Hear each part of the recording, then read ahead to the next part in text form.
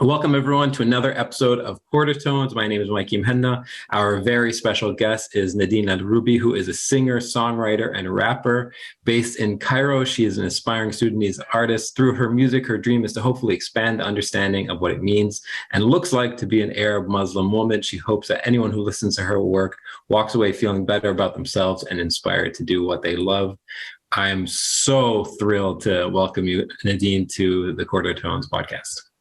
Thank you so much for having me. What a lovely introduction. I love everything you guys stand for. It's really an honor to be here. Thank you. So I want to ask you a question. Let's start with 12-year-old Nadine. First of all, let me ask you a question. Do you have older siblings? No, I'm the eldest. So what music did your parents love listening to? When you were a kid, what music was on in the house? So basically, my mom was always listening. Like, it depended on her mood, but she was listening to like a lot of soft rock. So like the Eagles, some Lauryn Hill, the Fugees, a lot of Celine Dion, right? Mariah Carey, Sade, like these kinds of artists. But she had these moments where she would like clean the house, right? Like every weekend was clean the house day. And that's where we Arabic tunes. So I was also listening to like a lot of Nancy Ashram, like Amr Diab growing up and stuff. But it never really hit as deep, you know? And my dad is a house DJ. So I grew up listening to a lot of house through him as well. Really? But, wow. But deep underground house DJ, like really cool stuff. So I heard a lot of like soulful kind of dance tracks growing up. But yeah, I kind of like never really, I had a separate music thing from my parents.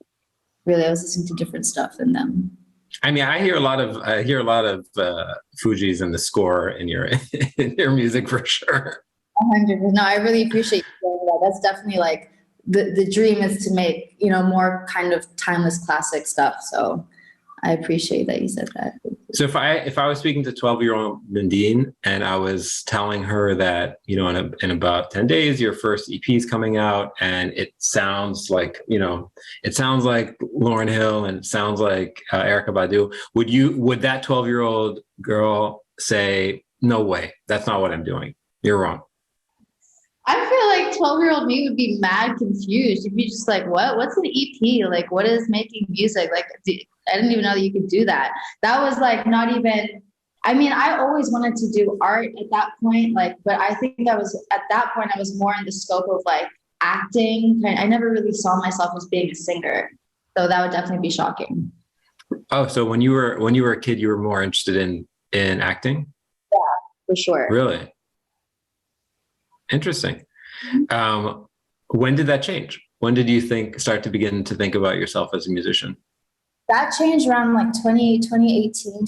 I mean, I still want to do that. Like acting is still very, very much in the realm of like what I want to be doing. And it's definitely something I'm going to be moving to America actually at the end of this month, inshallah. So that's definitely something I'm going to look to pursue while I'm there as well. But it changed around 2018 when I was like, oh, okay, I actually really like expressing myself this way. And it felt like something that I could do that would encompass all the artistic mediums that I love, like film and acting and, you know. Cool. Who were some of your favorite, what were some of your favorite films growing up? Oh my gosh. Okay. So basically I am obsessed with like mafia gangster films. So anything like Martin Scorsese is my jam. Like I love Casino, I love Scarface. I know that's not Martin Scorsese, but like Godfather movies, obviously, Mean Streets. I love, you know, a lot of Quentin Tarantino films as well. Like, you know, just really like cool gangster. So it's interesting. I was wondering if you're going to say Scorsese and I was wondering if you're going to say Tarantino because both of them have iconic soundtracks, have iconic, like sort of massive taste in music. And the sonic element of their films are as important as the visual element. And I feel like the visual element of your music is as important as the sonic element. So that makes sense to me. Thank you. I'm glad you see it that way. I appreciate that. So let's talk a little bit about Cairo. So let me ask you a question. Do you think you could be making the music that you're making right now if you weren't based in Cairo? That's a really good question. And the answer is yes, because all those songs, the songs that are on my EP were actually written like way before I ever came to Cairo. Where were you before? I was in Sudan. So I wrote all the Okay. songs. And I guess like then you could ask, well, would you have been able to write the songs if you weren't? Like, you know what's crazy is I genuinely feel like I'm not so much driven by my external environment as I am by like my internal environment, if that makes sense. So definitely some of the stories that I tell in my music are inspired by like things that I've seen and experienced on this side of the world. Like I have this one line on the song called Say So, where I'm like, there's mud dripping from the faucet, city and dust like it's been forgotten. And that's very much about Sudan, right? Like we would have times where like the water would cut and you'd open the faucet or like the tap and you would literally just see like brown mud just like dripping out. I never understood what but it just felt like an experience that was so unique to where I grew up in Sudan. So yeah, stuff like that, I probably wouldn't be able to write unless I experienced it and lived it. So Yeah, it's interesting. I mean, because I feel like if somebody heard your music just on the radio, right? Somebody who likes hip hop, let's say, I feel like they would hear more like Rhapsody than they would like what they think Sudanese music sounds like. Mm-hmm. And that's obviously a product of their own limitations of what they think Sudanese music sounds like. But I wonder if you think, oh yes, my name is Nadine and I'm making Sudanese music. Not at all. Not at all. And I love that you asked that because I feel like it is such, like, how do I put it? There's no box to it, right? Like when I hear the word Sudanese music, I also just, traditionally think of like music that was created in Sudan by Sudanese like musicians that has like a very specific kind of sound and style to it. Yeah. But you don't think Odyssey? I don't think Odyssey, right? But yeah. I love that we're now expanding that definition, Yeah. I don't think that there's any reason to be boxed in. And I feel personally as a Sudanese person, making music that might sound more like American hip hop, but carries the stories and identity of where I'm from. I think that's like a really cool kind of like hybrid, So I think I would like for people to see it as like, oh, Sudanese artists, Sudanese music, that would be sick. So cool. Okay, I want to talk a little bit about the album that's coming out before we listen to 3 of the interludes. Mm-hmm. So explain to your 12-year-old self, what is an EP and what is this album? Okay, so 12-year-old me, an EP is it's like a smaller version of an album. So it's like a collection of like, 2 to 7 songs really. And yeah, it's just like a small project. And what was the other description I had to share? Like, what is this? What's the EP about? All right. Okay. So it's called Triplicity, and triplicity is another word in astrology for element, right? So, you have fire, water, earth, air, and I'm super into astrology. I'm super like into the elements. I love the idea of just like the zodiac, and I find so much comfort in seeing characteristics of myself reflected in different like star signs. I think it's a super cool like system. And it's just basically the concept of the EP is understanding that we encompass every element of like the zodiac just as one person, right? I think we all have a little bit of fire in us, a little bit of earth, air, water. And it's just about accepting all sides of ourselves and seeing all sides of ourselves for like who we truly are. And yeah, just making it one whole person. I think that's important. So cool. Okay, cool. Speaking of triplicity, so let's listen to one of the first songs on the EP, and you selected a song called Gravity as one of them. So before we listen to this, do you want to say anything about it? Yes, I would love to. So Gravity is one of my favorite tracks on the EP. And this is the track that for me represents air, right? So the whole concept of it is, and I can like, what's so fun about writing is like, I just completely, like, I don't even sit down really and think of a concept. This kind of just came to me. And I was just like writing without really understanding what I was saying. And then I like listened to it afterwards and I'm like, oh, I'm talking about meditation.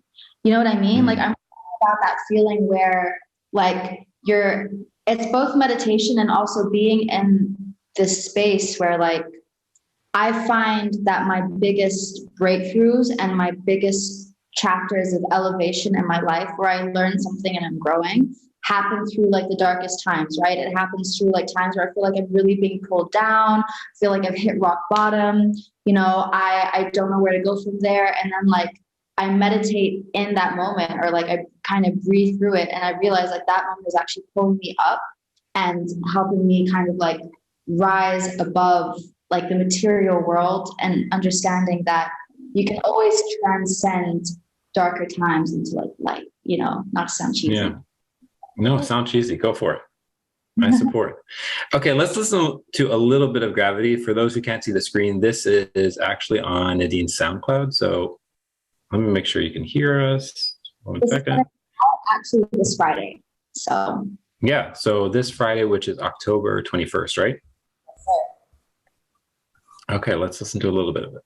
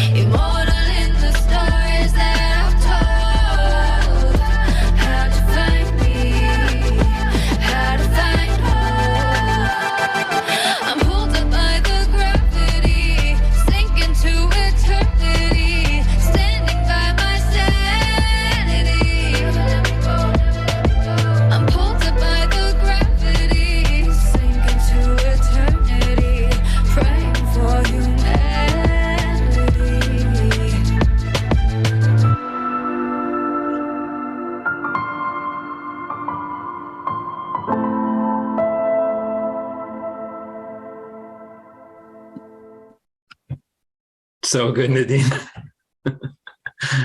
What does it feel like to listen to it? Yeah, how does it feel listening to it around other people? It feels great, honestly.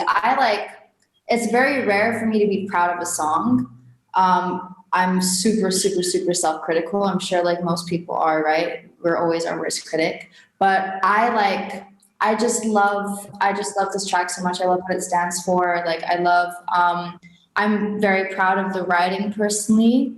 And it's like the only track on the EP where I'm just like completely singing, no rapping. And I always love being in that bag, because I think ever since I started you know, doing more kind of like rap music. I think that's what people mostly expect from me.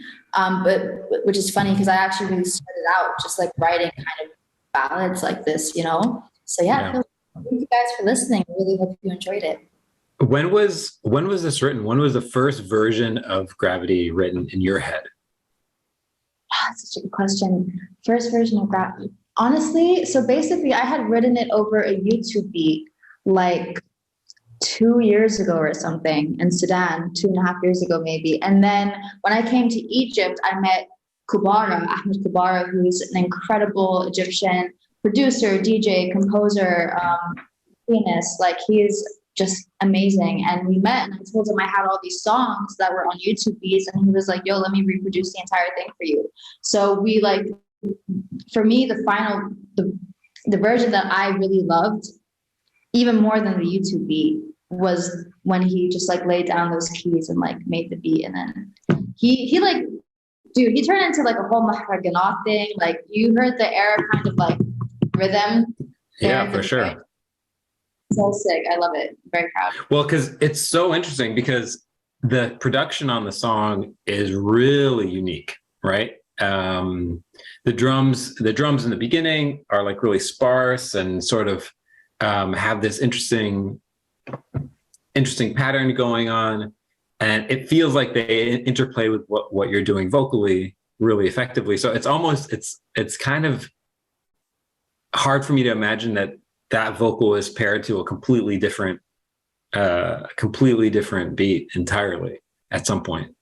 Yeah, no, it's crazy. And it's so cool that you point that out because I just think it goes to show how malleable music can be and how much it can change, you know? And like, that's an important point because I feel like producers are hella slept on, you know what I mean? Like a beat can really make or break a song, you know? For sure. Yeah, like I think really all the credit goes to Kubara on that because it could have been a cool song with the original beat. You know, the original beat was like a Georgia Smith type beat. It had like a really nice kind of Latin, garagey kind of vibe. But he really took it to a whole new dimension and also injected, you know, a little bit of culture and identity into it, which I really appreciated. So yeah, shout out to Kubara. Yeah. So this is related to the question I asked you earlier about. Could the music have been made outside of Cairo? Because this type of song in the beginning, it has, like you said, that like garage, like Latin, it has like vestiges of that sort of like Brazilian thing going on in the background. And then at some point it like comes in hard with the with the Arab drums. And I'm like, oh, this is so cool. That's actually so, like, honestly, when you asked me that question, I didn't even think about it in the sense of like the actual music. I was more thinking of like the writing. Right, but you're absolutely right. Like there are certain kinds of songs that you can't make unless you're working with somebody who has that kind of background, right? Or that kind of music and different music cultures and stuff. So yeah, actually now that makes me sad. I'm gonna have to like take Kubara with me to America. Well, okay, let's listen to the second one, which is not on the EP, I don't believe. Is Honey Butter on the EP? It is. Okay, so Honey Butter is the first song I ever heard of yours. Oh, cool. And it's like it's so good. So tell us a little bit about Honey Butter before we listen to it.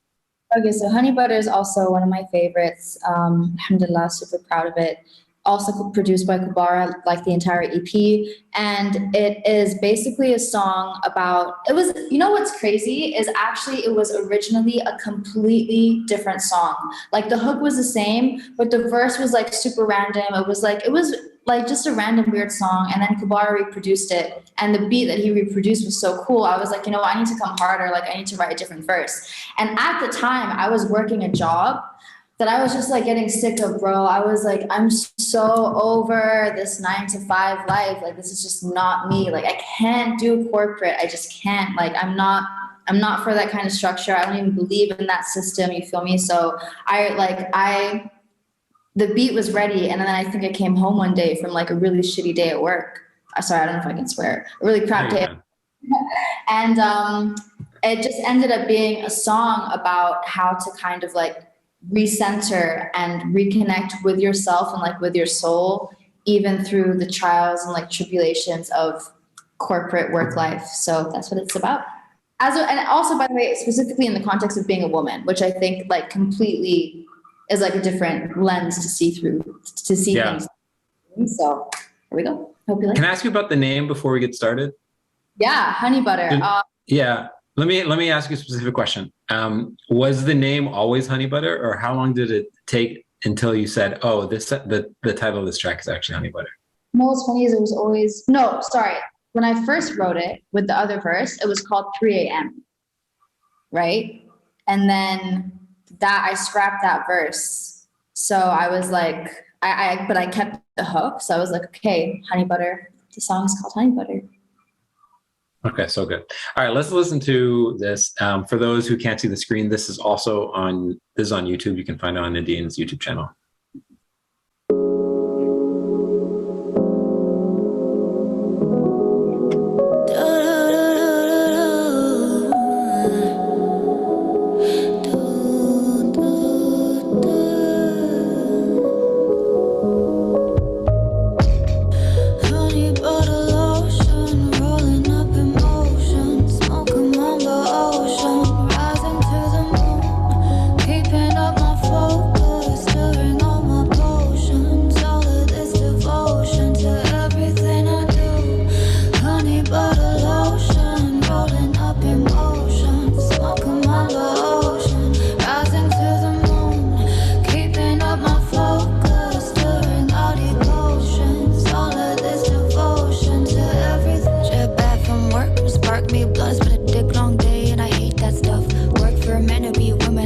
Politics on top of it, make it tough. Gotta do what you hate and do what you love. I work, pay rent, so they better pay up. Boss ass bitch, I get what I want. Talk her shit, she pretty and smart. Yeah, that part. Give me them flowers, give me them stars. Faking it gets hard. And don't even think I know who you are. Gripping the sink. Honey, look. It's been one hell of a week. Chasing the money is not for the weak.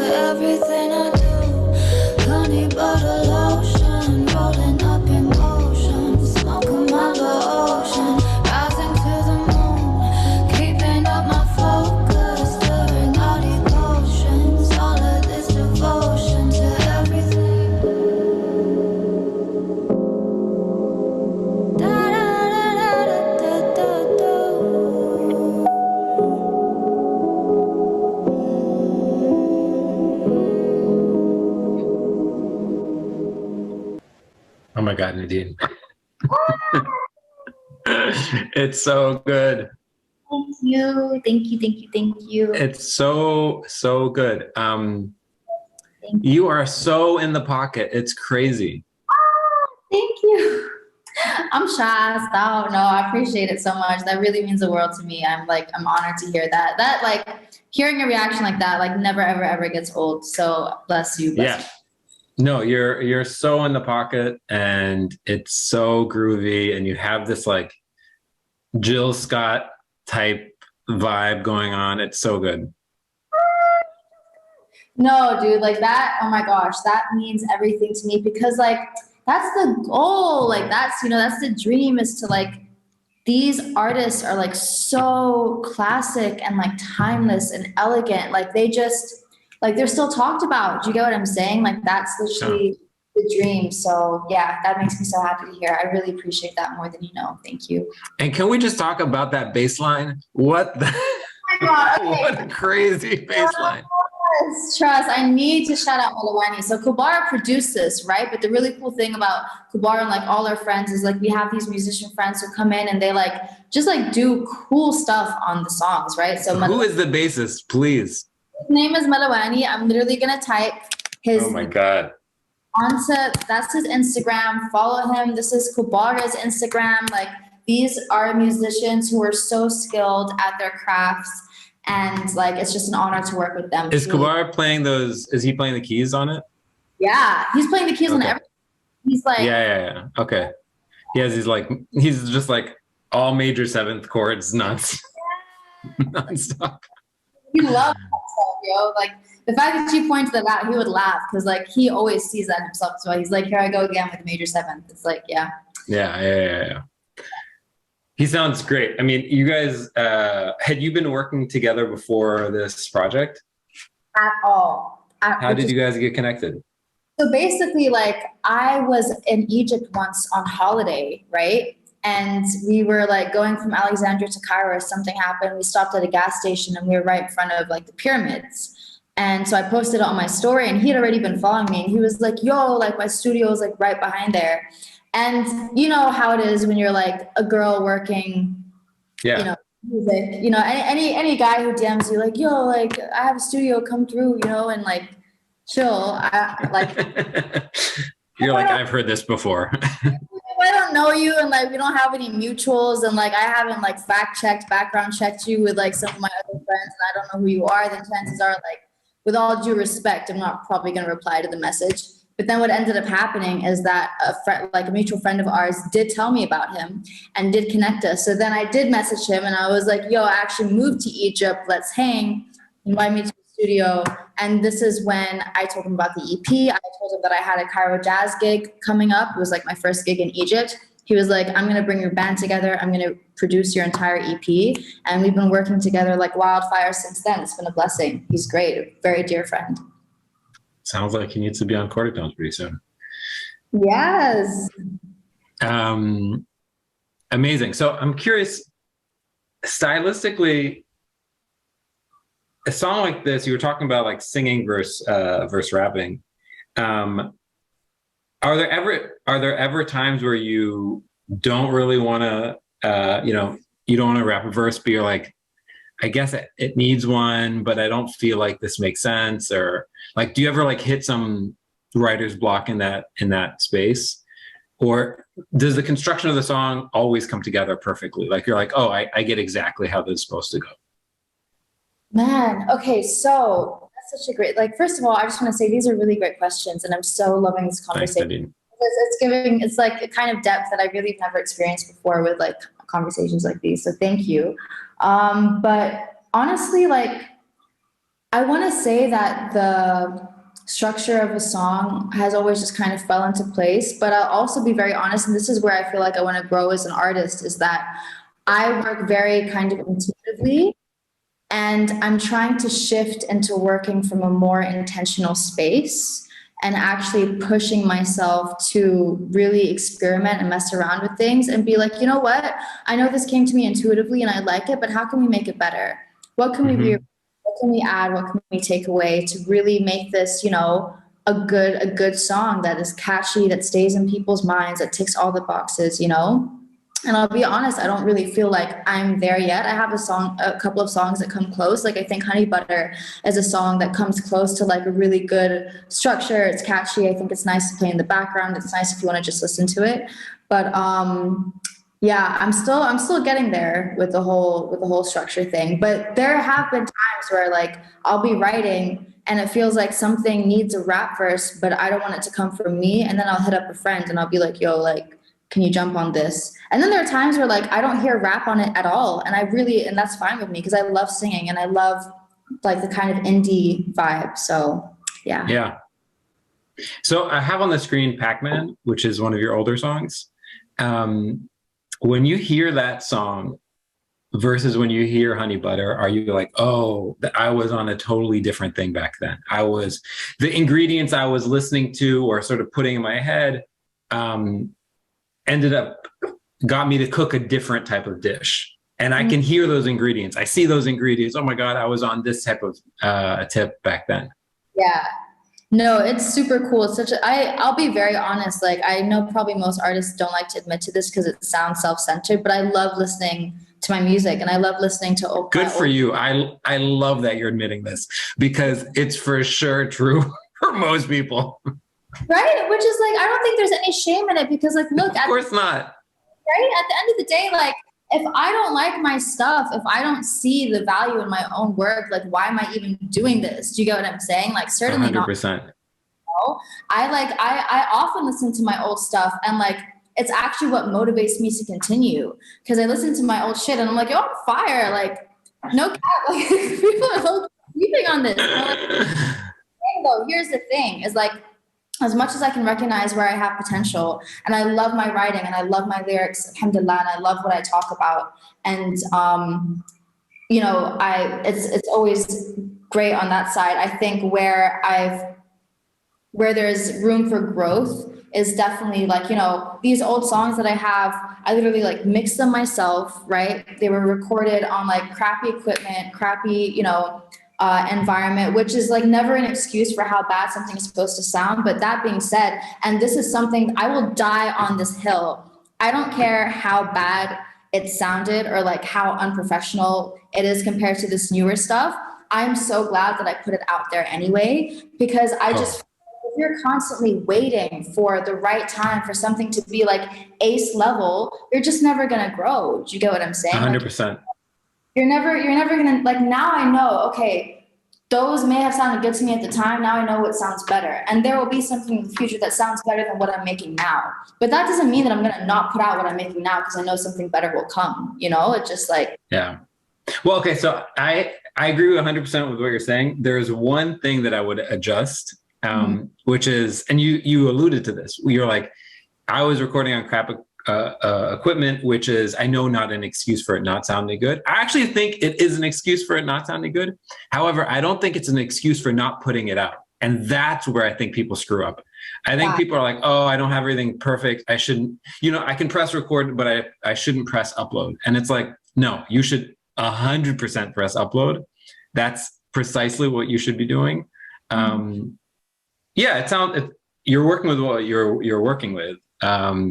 But, you know, to you, absolutely. Like, we're never going to have everything that we need or everything that we want. I'm not going to not make music with $1 million studio. It's ridiculous, you know? I used to before I was writing songs, I used to record covers to Lana Del Rey songs, like with background vocals and harmonies, every GarageBand with like my earphone mic, you know? And I know people, for sure.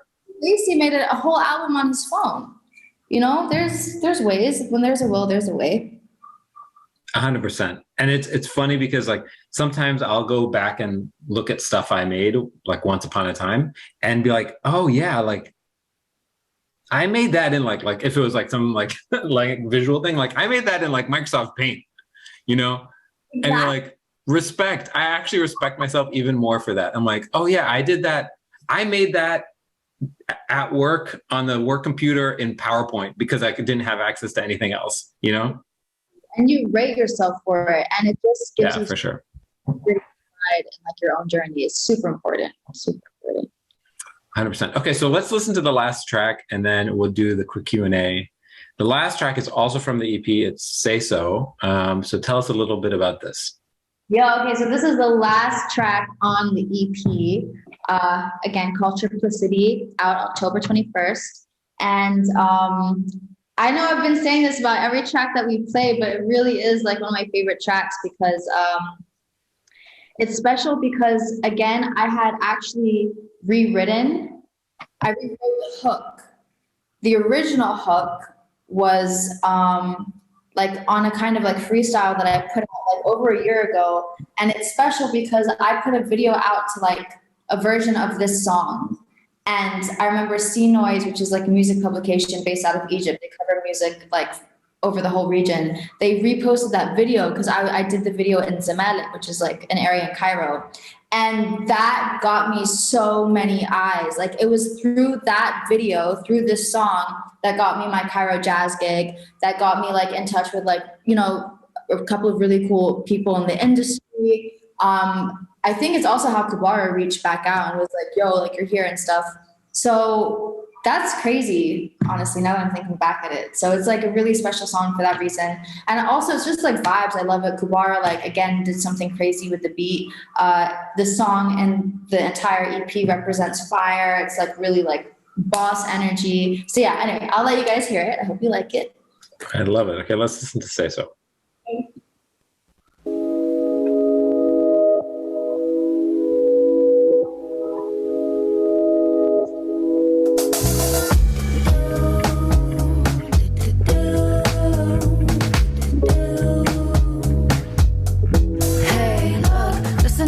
By the wayside, so by the way, it won't ride how I care no more. None of us girls get paid, right? Pay no mind when we come kick down your doors. They probably think I stay high, huh? Little do they know most days I'm low. I don't know you, better watch your tone. Fuck a groupie, better watch your home. You to watch my soul, can't judge, no preach. Heart hardened as a pit of a peach. Got peace by the skin of my teeth. This ash been fucking up the sheets, no sleep, just dreams. One thought, one dream, the border of my fate. I know, so no seems, maktub someplace like the R.I.P. on my tomb someday. I'ma be obscene, watch how I play.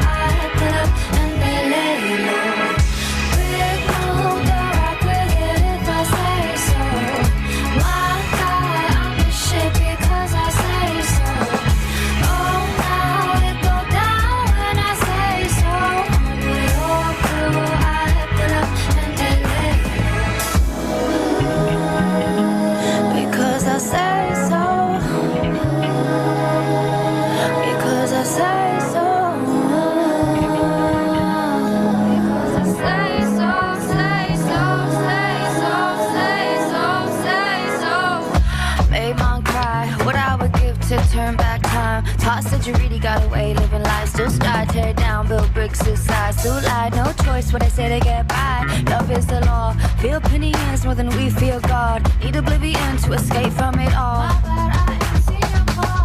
Nadine, where the hell have you been?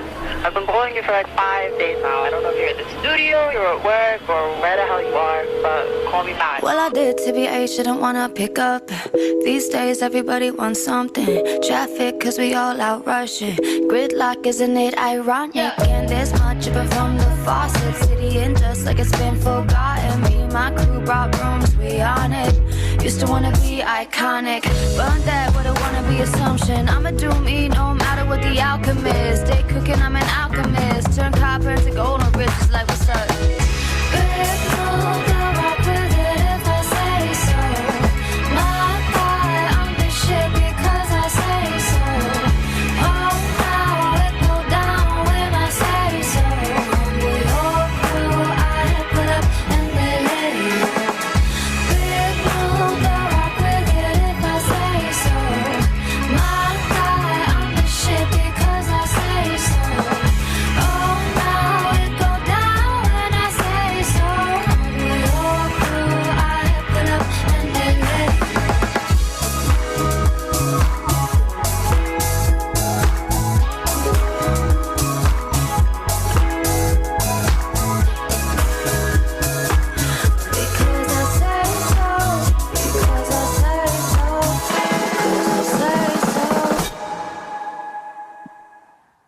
Okay.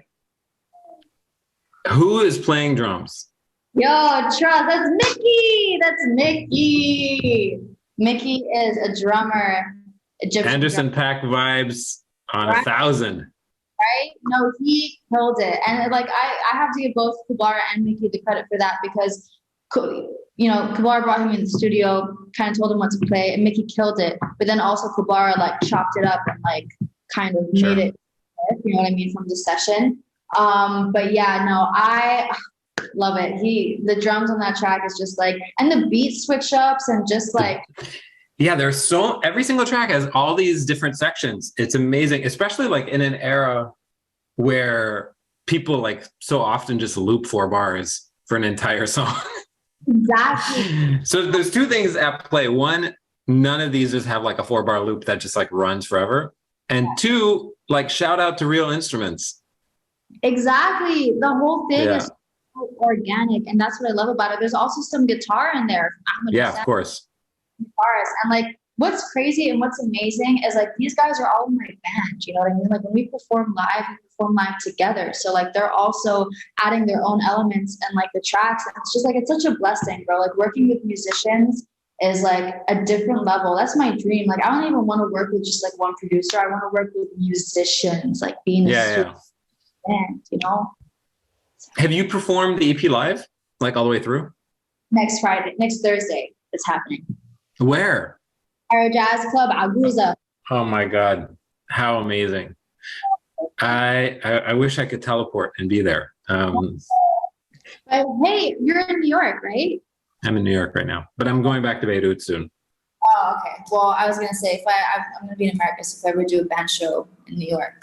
Well, so more on that later. I'm going to hit you up because I have a project idea for you after this. Oh, sick. Great. Yeah. Okay.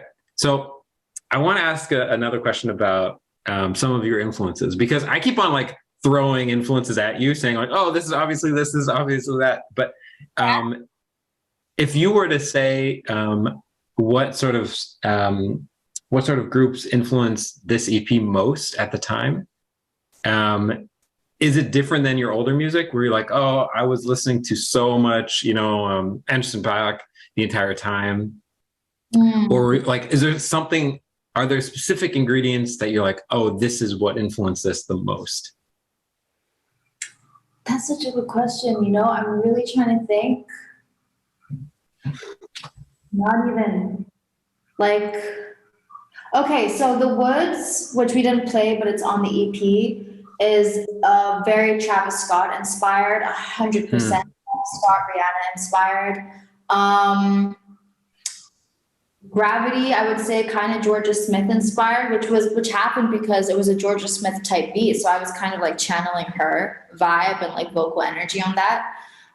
Say So, can't really place anything on that. What else? Honey Butter, I don't know. That was like, I guess maybe a kind of like Doja Cat-ish vibe, but that would just be me making stuff up. Because honestly, and this is like a blessing to say, is like, it does happen where I sit down and I'm like, I write with an artist in mind because I'm kind of trying to channel their energy. But more often than not, I'm sitting down, I'm channeling my own energy, which is like a blessing. Because I feel like you should just be yourself when you're creating, Tell me what you look like when you write. Like, I literally mean visually look like. Like, are you sitting cross-legged on the floor writing on your phone? Are you like typing notes? Do you have a pen and paper? Are you just like walking around listening to a podcast, thinking in your head? Like, actually set the scene. What does writing look like when you're like, I'm writing a song right now? It's literally me cross-legged on my bed, like bent over a laptop like a crazy person, okay? Typing away, or I have a notebook and I'm like, writing on my lap and stuff. But yeah, I'm always like sitting down. And then what's so funny, and this is hilarious.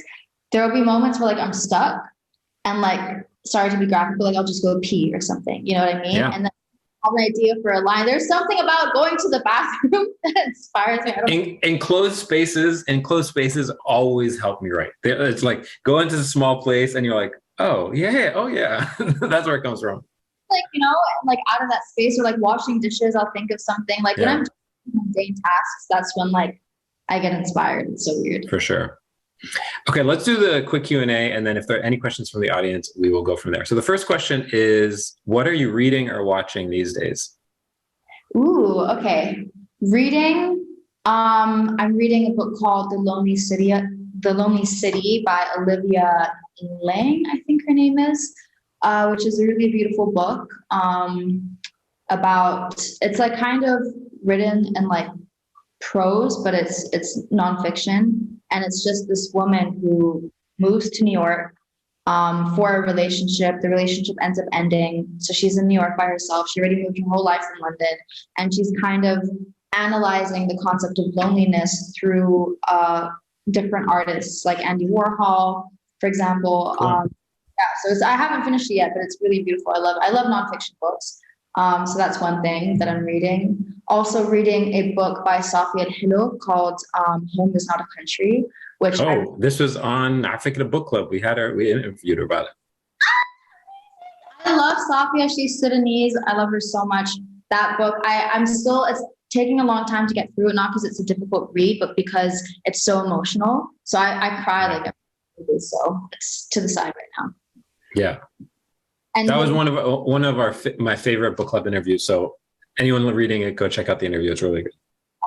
And then watching, I just watched Seinfeld, to be honest. I love Seinfeld. Nice. Okay. Who would you love to shadow for a day, from past or present? Past or present? Damn. I can't, like, honestly, probably I can't name a name right now, but somebody in the music business, maybe like Rick Rubin would be super cool to shadow for a day. I feel like he's super warm. Yeah, for sure. Okay, cool. What do you think people most misunderstand about your work? Oh my God, this is such a great question, because I actually came across somebody recently who I was like, oh yeah, I'm an artist and whatever. And then he started listening to my stuff in front of me. And he looked at me and he was like, so you hate men? I was like, what? Where did you get that from, bro? And I think it's because I'm very vocal about how I feel about the patriarchy, that somebody might assume that I hate men. Not the case at all. I actually have so many very dear male friends. I'm so close to my dad. I love men. I think men are fantastic. It's a system that we're raised in as a society that I dislike, and how it disproportionately affects women and kind of brings men into this really weird toxic place, but that's a whole other conversation. Yeah, it's an important one too. Who would be your dream collaborator from the past? Oh, from the past. I mean, it could be Erykah Badu. Yeah, but from the past, Nina Simone. Huh? Nina Simone. Let me change the question for you for a second. Okay. If you could only sing on a track with a collaborator who's going to rap, or only rap on a track with a collaborator who's going to sing, what would you choose? If I could only rap on a track with somebody who's going to sing, then definitely Erykah Badu for sure. I feel like that would be fire. If I was going to sing, probably Kendrick. Okay. Amazing. My last question is, I have to ask you, top 5 dead or alive? Rappers? Yeah, or artists. I'll broaden it. I mean, it should be rappers, or artists. I'll broaden it. I can't do rappers because I'm gonna get flamed for whatever I say for sure. So I'm gonna so just artists in general. Okay, so again, this is a very, very personal list to me. Lana Del Rey, love her writing, always stand by that. Lauryn Hill, love her singing and her rapping. Erykah Badu is just vibes. Doja Cat, I honestly think is brilliant. I freaking love her.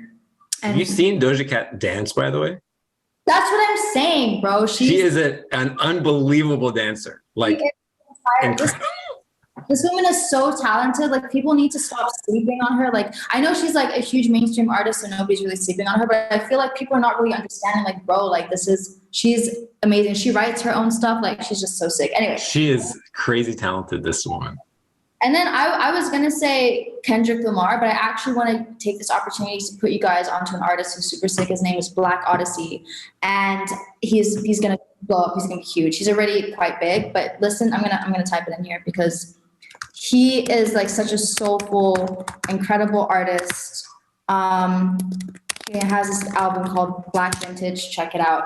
It's top 5 for me. Cool. So that is BLKODYSSEY. Yeah. Okay, great. We have 2 questions in the chat. One is from Ayman, and it says, "Say So was my personal favorite. Just wanted to ask Nadine to draw on a defining moment that affected her writing process as an artist." Oh my gosh. First of all, thank you so much for saying that. I'm so glad Say So resonated. And thank you for taking the time to, ask a question. I appreciate it. There was definitely a defining moment that affected it. And I have a friend of mine named Laura to thank for this. Laura is a Palestinian American friend of mine who's currently living in DC, and she's very spiritual. We had a 5-hour conversation one day in July 2020, and she taught me so much about spirituality and like astrology and channeling and just connecting with God and connecting with your higher self. And that was a really, really transformative conversation for me, because I started to see writing for like what it was, as like kind of channeling from God. And I started to see writing with like a whole different purpose in terms of like the kind of message that I'm relaying to people, and how people feel when they consume my work. So that was a huge defining moment. Thank you for asking. Amazing. We have another question from Hassan. Do you have any favorite features with other singers, and who would you like to collab with next? Thank you, Hassan, for asking. That's a really good question. I have quite a few features with other singers. Actually, I have a song with Odyssey, Sudanese artist, and Narcy. We're on one track. Narcy had its album called Spacetime Ultra, and I'm on that. It's a song called How Could I, and I love that track. I have music with a group called The Circle, Sudanese artists based all over the world. A really cool song with an Egyptian artist named Gamiano called Movies. So yeah, I've definitely worked with other artists, which I love to do, and I hope to continue doing so.